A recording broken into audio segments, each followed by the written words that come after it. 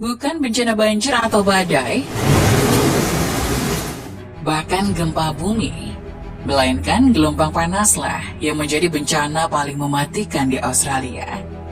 Tercatat pada tahun 2009, 374 orang meninggal dunia di Victoria akibat gelombang panas. Dan ada 500 orang meninggal yang dikaitkan dengan cuaca panas yang ekstrim tersebut, sehingga mengakibatkan dehidrasi hingga serangan jantung. Korban tewas gelombang panas terburuk di Australia secara historis terjadi di tenggara negara itu. Dan terjadi ketika udara panas bertekanan tinggi bergerak melintasi benua dan mendorong udara panas dan kering dari pedalaman turun ke arah pantai. Seperti yang dilansir dari The Guardian pada 6 Desember 2022, suhu diperkirakan akan melonjak di seluruh Australia Utara karena gelombang panas dan menyebar ke seluruh Australia Barat dan Queensland yang suhunya bisa mencapai 47 derajat Celcius. Kenapa Australia memiliki cuaca panas yang ekstrim? Australia memiliki nama resmi Persemakmuran Australia atau Commonwealth of Australia, adalah sebuah negara di belahan bumi selatan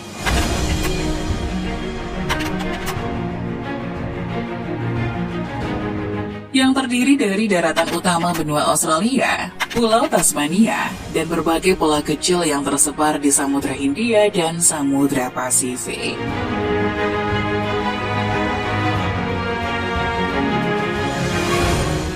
Terletak di lempeng Indo-Australia, Australia dikelilingi oleh Samudra Hindia dan Samudra Pasifik, dan dipisahkan dari Asia oleh Laut Arafura dan Laut Timur. Australia juga merupakan benua terkecil di dunia dan negara terluas ke-6 di dunia menurut luas keseluruhan. Luas Australia sendiri mencapai 7.617.930 km persegi. Dengan wilayah yang sangat luas ini, menjadikan Australia memiliki beragam iklim.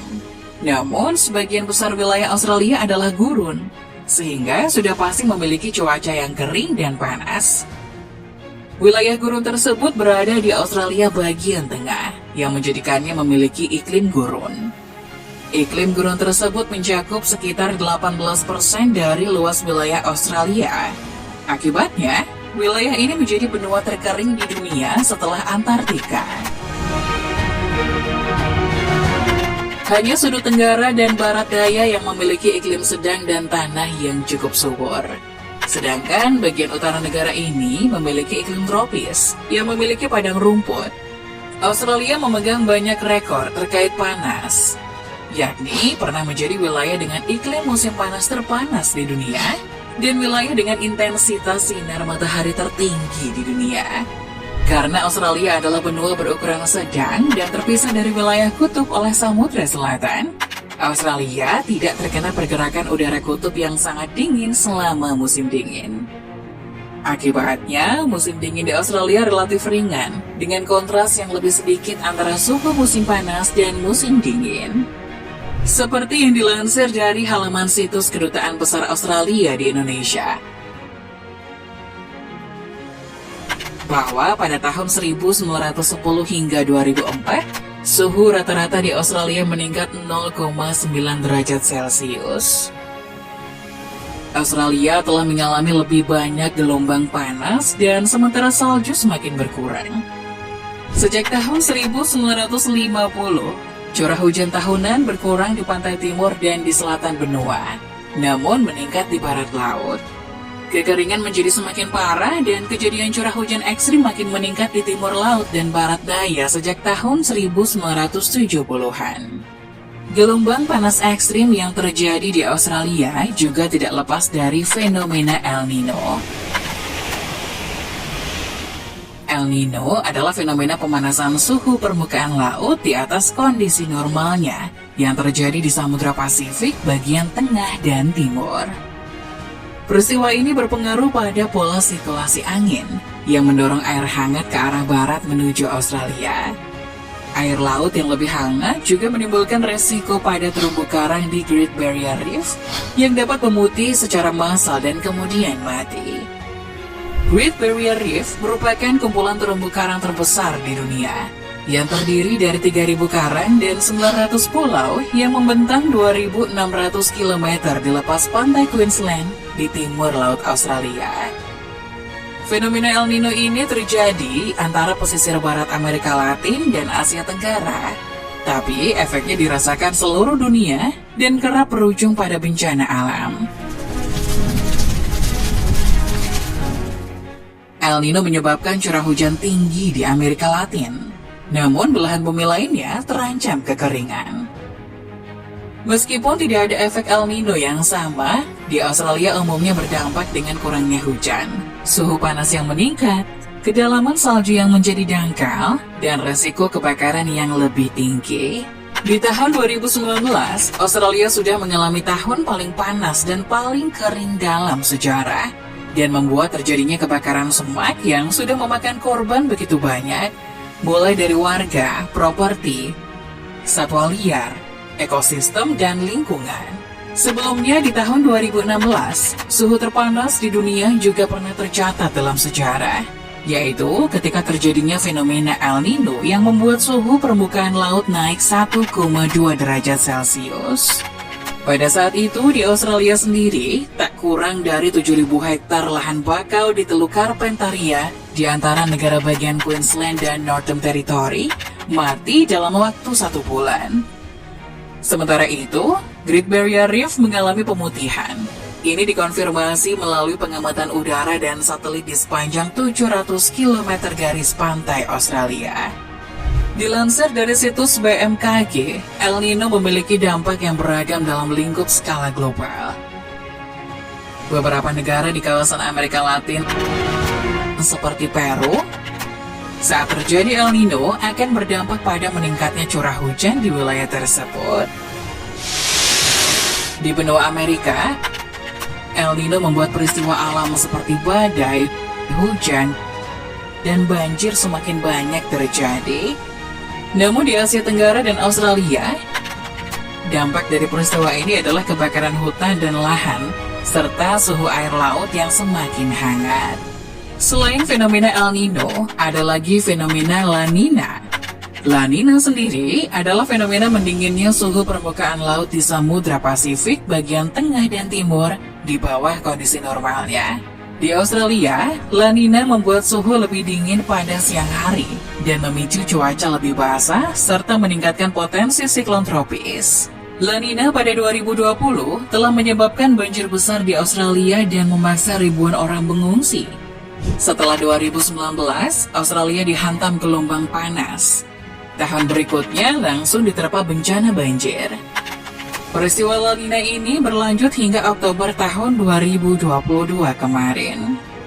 Musim panas 2021-2022 di Sydney adalah yang terbasah dalam 30 tahun terakhir. Karena kondisi La Nina yang terus berlanjut dari akhir Februari hingga awal Maret 2022, Queensland bagian tenggara dan New South Wales bagian timur mengalami curah hujan dan banjir yang signifikan yang menandai fase 2 tahun musim panas La Nina basah di Australia bagian timur.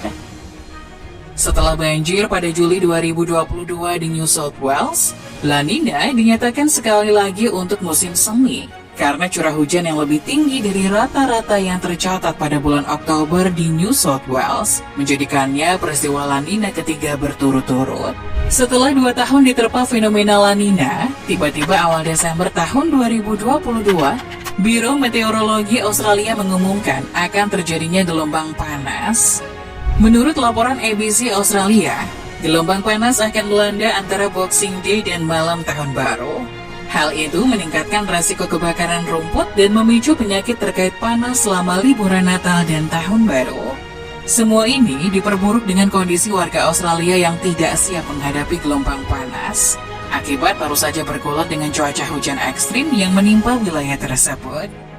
Perubahan cuaca yang ekstrim di Australia ini, selain faktor El Nino dan La Nina, ternyata ada faktor yang tidak kalah penting, yakni infrastruktur yang sangat buruk di Australia. Seperti yang diketahui, Australia memiliki permukaan daratan tertua di bumi dan memiliki kekayaan keanekaragaman hayati. Meskipun begitu, tanah dan lautnya paling miskin nutrisi dan tidak produktif di dunia. Ini disebabkan karena stabilitas geologis negara tersebut, salah satunya yaitu kurangnya aktivitas gunung berapi. Tanah Australia sangat tergantung pada tumbuhan untuk menghasilkan nutrisi dan stabilitas. Pembebatan hutan, pengambilan air, dan konservasi tanah yang buruk merupakan penyebab penurunan mutu tanah di Australia, sekaligus meningkatkan hawa panas di sana. Kalian bisa lihat contoh di wilayah ini, yakni kota Sydney bagian barat. Tanaman-tanaman yang terlihat di sini adalah palsu. Warga Sydney lebih memilih untuk menghias halaman rumahnya dengan tanaman abadi tanpa perawatan, daripada tanaman asli yang bisa menyelamatkan mereka dari situasi panas dan polusi. Belum cukup sampai di situ, jalan-jalan ini adalah aspal hitam yang menyerap panas. Aspal hitam menyerap 80 sampai dengan 95% cahaya matahari. Bahkan suhu dari jalanan dengan aspal hitam dapat mencapai 65 derajat Celcius. Belum cukup sampai di situ, atap bangunan di wilayah ini menggunakan beton berwarna hitam, yang otomatis menambah hawa panas di wilayah tersebut. Entah apa yang dipikirkan pengembang di sana. Dari tahun ke tahun, semakin banyak bangunan yang dibangun dengan jarak yang berhimpitan. Membayangkan tinggal di sana saja sudah sangat menyisakan dada, bukan? Untungnya, kebelingeran warga Sydney ini cepat disadari. Banjir dan panas ekstrim yang sering melanda di wilayah tersebut menjadikan mereka sadar betapa buruknya tatanan wilayah tersebut. Warga mulai mengecat jalanan dengan warna putih dan mulai menanam pohon-pohon di sepanjang jalan. Kelangkaan pepohonan bukan hanya menjadi masalah di kota Sydney. Kota Melbourne, yang merupakan salah satu kota terbesar di Australia, hanya memiliki 23% pepohonan dari luas wilayahnya 9.992 km persegi. Ternate dan Mernda mengubah lahan pertanian menjadi bangunan-bangunan yang menggusur lahan hijau. Sedangkan Perth sedikit lebih baik dari Melbourne, yang wilayahnya memiliki 27% pepohonan. Hanya Hobart dan Canberra yang memiliki banyak kemajuan untuk daerah hijau dibandingkan tahun 2013 lalu. Pemerintah Australia sendiri bersama dengan Indonesia membangun kerjasama untuk mengurangi kadar emisi yang disebabkan oleh penggundulan hutan dan penyesuaian terhadap perubahan iklim. Parlemen Australia menetapkan dalam Undang-Undang peningkatan target pengurangan emisi sebesar 43% pada tahun 2030 dan 0% pada 2050. Seperti yang dilansir dari VOA Indonesia, sebuah perusahaan bioteknologi Australia berencana menebarkan benih dari udara secara besar-besaran dalam misinya menanam ratusan juta pohon dalam 2 tahun mendatang untuk mengatasi pemanasan global dan gelombang panas yang sering melanda Australia. Kegiatan itu akan menggunakan drone yang dirancang khusus untuk melontarkan benih ke tanah.